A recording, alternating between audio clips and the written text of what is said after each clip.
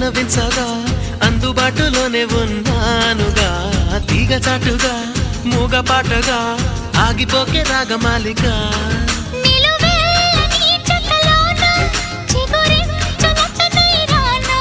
కొనగోటి కొంటె నానా